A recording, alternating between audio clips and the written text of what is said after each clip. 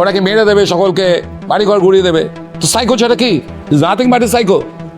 যেভাবে হিটলার ছিল, যেভাবে ঔরঙ্গজেব ছিলেন, অভিষেক ব্যানার্জি একই টাইপের ঔরঙ্গজেবের মতো সাইকো। অভিষেক ব্যানার্জি তো আমি বারবার বলি, ক্লাস 8-এ সব সাবজেক্টে ফেল করা একটা ছেলে।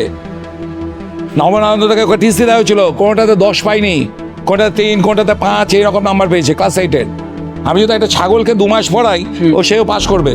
আমি কমপ্লেন করেছি, কমপ্লেন করবো। বিচার ব্যবস্থার উপর আমার আস্থা আছে, তদন্তকারী সংস্থার উপর আস্থা আছে। কিন্তু সোশ্যাল মিডিয়ায় যে সমস্ত কথাবার্তা চলছে সাধারণ পাবলিকের, তারা কিন্তু খুব হতাশ। তারা এটাও বলছে যে বিচারপতিরা যে ওতে যাওয়ার জন্য পারমিশন দিলেন, ওনাকে গ্যারান্টি দিতে পারবেন যে ফিরে আসবে। সিপিএম এবং কমিউনিস্টরা মাইক্রোস্কোপে দেখা যায়। ওদের কথাবার্তা শুনে না, সে সোয়াজ মুজতাবা আলীর সে কথাটা মনে পড়ে, আসতে কোন কথা ঘোড়ায় হাসবো। আমি তো প্রতিকুর রহমানকে কতবার ফোন করেছি, নিজে আমি শ্রমিক লাইলি সুজন ভট্টাচার্য, কান্তিমা গাঙ্গুলিকে বলেছি, সমস্ত কিছু আমার কাছে চ্যাট করেছি, সমস্ত কিছু প্রুফ আছে। ওর ডায়লগ দিচ্ছে সিপিএম, ওর এই ফাঁকা মাঠে এখন গোল দিতে আছে। ও যে অত্যাচার করেছে ডায়মন্ডের লোকদের, ডায়মন্ড মাসিদের, ওর পাপের ক্ষমা নেই, ওর যা মৃত্যুদণ্ড দেওয়া উচিত। ওর বলছে 53,000-কে নাকি টেস্ট করেছে, মাত্র 1100 জন মাত্র করোনায়। এবার আপনি চিন্তা করেন, আপনাকে আমি টেস্ট করে বলছি আপনার করোনা হয়নি, আপনার করোনা এদিকে হয়ে গেছে, আপনি তো 50 জনকে স্প্রেড করালেন, তার মধ্যে কয়জন মারা গেল তার নেই ঠিক। দেখুন, আমি বিচার ব্যবস্থার উপর তো কোনো কথা বলতে পারবো না। মাননীয় বিচারপতিরা যেটা ভালো বুঝেছেন করেছেন। পাবলিক বলছে বিচারপতিরা কেউ ওকে ফিরিয়ে নিয়ে আসবে, পাবলিক বলতেই পারে, ডেমোক্রেটিক রাইটস, গণতান্ত্রিক অধিকার আছে। তো মানুষ হতাশাগ্রস্ত অভিষেক ব্যানার্জি বিষয়ে বাইরে যাচ্ছে বলে। অভিষেক বন্দ্যোপাধ্যায়ের চোখ নিয়ে এত কথাবার্তা, অবশেষে তো তিনি বিদেশ যাচ্ছেন, কীভাবে দেখছেন? আপনি তো প্রথম থেকে এই অভিষেক বন্দ্যোপাধ্যায়ের মামলার সঙ্গে তুলে আনলেন বলা চলে, কীভাবে দেখছেন? না, তুলে আলা ব্যাপার নয়, ব্যাপার হচ্ছে ডায়মন্ড মডেল নামে একটা অভিশপ্ত মডেলও চাপিয়ে দিয়েছিল ডায়মন্ডবাসীর উপর as a son of the soil. আমি সে প্যান্ডোরা বাক্সটা ওপেন করেছি, বাকি কাজটা তদন্তকারী সংস্থার, যে প্যান্ডোরার বাক্সের মধ্যে কী কী রয়েছে সেগুলো খুঁজে বার করা, এবং এই অ্যাকুজড পার্সনদের গ্যারেজ করি। তো ও তো যাচ্ছে, বিচারপতিরা রায় দিয়েছেন, সুপ্রিম কোর্টের বিচারপতিরা বিদেশ যাত্রার অনুমতি দিয়েছেন, তো তারাই ভালো বলতে পারবেন। কী আর শর্ত? 2 দিন আগে ওকে জানাতে হবে কোথায় যাচ্ছে, বলে দেবে একটা জায়গায়। ওকে কি রেডারের মধ্যে রাখতে বলে দিয়েছি যে প্রত্যেকটা, সেগুলো তো কিছু বলা হয় না। মানে এই যে শর্ত, সেই শর্ত তেমন কোনো কাজের না বলছেন? না, সেটা আমি তো জানি না, সেটা তদন্তকারী সংস্থারা বুঝতে পারে, আমার তো বিষয়টা নাই। আমি কমপ্লেন করেছি, কমপ্লেন করবো। বিচার ব্যবস্থার উপর আমার আস্থা আছে, তদন্তকারী সংস্থার উপর আস্থা আছে। কিন্তু সোশ্যাল মিডিয়ায় যে সমস্ত কথাবার্তা চলছে সাধারণ পাবলিকের, তারা কিন্তু খুব হতাশ। তারা এটাও বলছে যে বিচারপতিরা যে ওতে যাওয়ার জন্য পারমিশন দিলেন, ওনাকে গ্যারান্টি দিতে পারবেন যে ফিরে আসবে। বিচার ব্যবস্থার উপরে তো একটা প্রশ্ন উঠছে। হ্যাঁ, সেটা সাধারণ মানুষের। আমাদের কি, আমরা যারা পলিটিক্যাল পার্সন, আমাদের সরকার, আমাদের ডেমোক্রেটিক সিস্টেমে আমাদের ভরসা রাখতে হবে, বিচার ব্যবস্থার উপর ভরসা রাখতে হবে। সাধারণ মানুষের আসে মিডিয়াতে দেখি, ফেসবুক, হোয়াটসঅ্যাপ, চারিদিকে সবাই কোশ্চেন করে, দেখতে হয় আর কি করে। কিন্তু একটা মজার বিষয়, সিপিএমের বেশ কিছু বরিষ্ঠ নেতৃত্ব তারা ফেসবুকে রীতিমতো পোস্ট করছে যে বিজেপি তৃণমূল সেটিং আছে, এখানেই বোঝা গেল সুপ্রিম কোর্ট নির্দেশ দিয়ে দিল, সুপ্রিম কোর্ট নির্দেশ দিল, এখানেও বিজেপির সেটিং। ওদের কথা বাদ দিন তো। সিপিএম এবং কমিউনিস্টরা মাইক্রোস্কোপে দেখা যায়। ওদের কথাবার্তা শুনে না, সে সোয়াজ মুজতাবা আলীর সে কথাটা মনে পড়ে, আসতে কোন কথা ঘোড়ায় হাসবো। এই যে অভিষেকের বিরুদ্ধে যে আমার ইলেকশন পিটিশন হয়েছে, আমি তো প্রতিকুর রহমানকে কতবার ফোন করেছি, নিজে আমি শ্রমিক লাইলি সুজন ভট্টাচার্য, কান্তিমা গাঙ্গুলিকে বলেছি, সমস্ত কিছু আমার কাছে চ্যাট করেছি, সমস্ত কিছু প্রুফ আছে। বারবার বলেছি আপনারা অ্যাডেড পার্টি হন, নয়তো আলাদা ফাইল করুন, সব খরচা আমি ব্যবস্থা করছি, সব লয়ার আমি করেছিল অভিষেক ব্যানার্জির বিরুদ্ধে। ওদের জিজ্ঞেস করুন তো কেন করেনি, আমি এতবার বলা সত্ত্বেও অন্তত 32 বার বলেছি।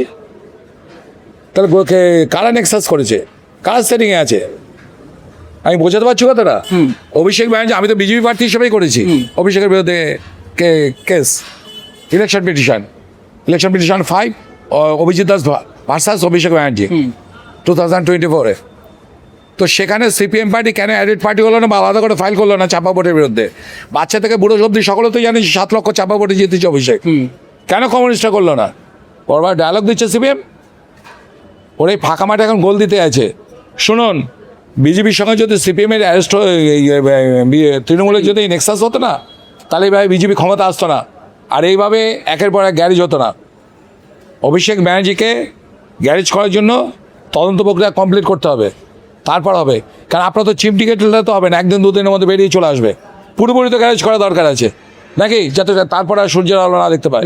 ও যা অত্যাচার করেছে ডায়মন্ডের লোকদের, ডায়মন্ডবাসীদের, ওর পাপের ক্ষমা নেই, ওর যা মৃত্যুদণ্ড দেওয়া উচিত ওর। অভিষেক বন্দ্যোপাধ্যায় হ্যাঁ, সেবাশ্রয়ের মাধ্যমে কম লোককে মেরে দিয়েছে নাকি, কম লোকের কিডনি খারাপ করেছে।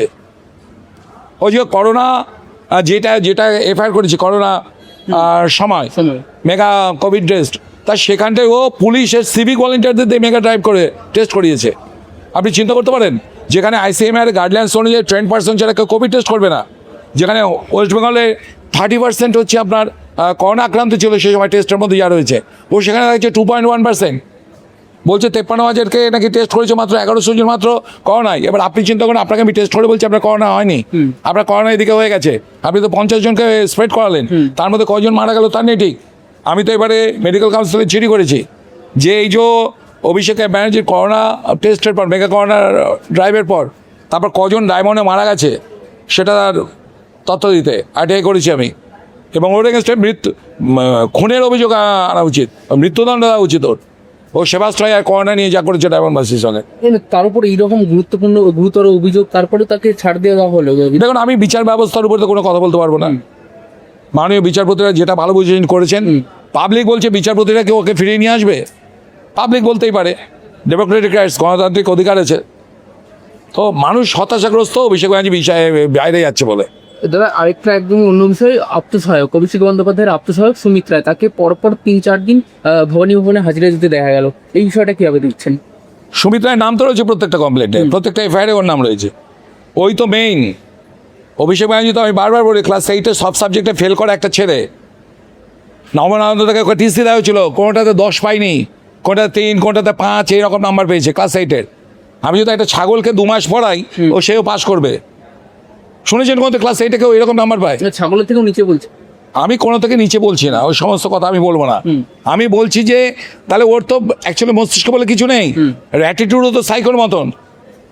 আমি জানি না কোনো ড্রাগ ফাগ খাই কিনা, কিন্তু ড্রাগ অ্যাডিক্টের মতন ওর অ্যাটিটিউড। দেখছেন না সেনকে ওর এমপি অফিসটা ভাঙার জন্য পরে, অবৈধ এমপি অফিসটা ভাঙার পরে তারপর কী ধরনের ওর অ্যাটিটিউড, ওটাকে মেরে দেবে, সকলকে বাড়িঘর গুড়িয়ে দেবে।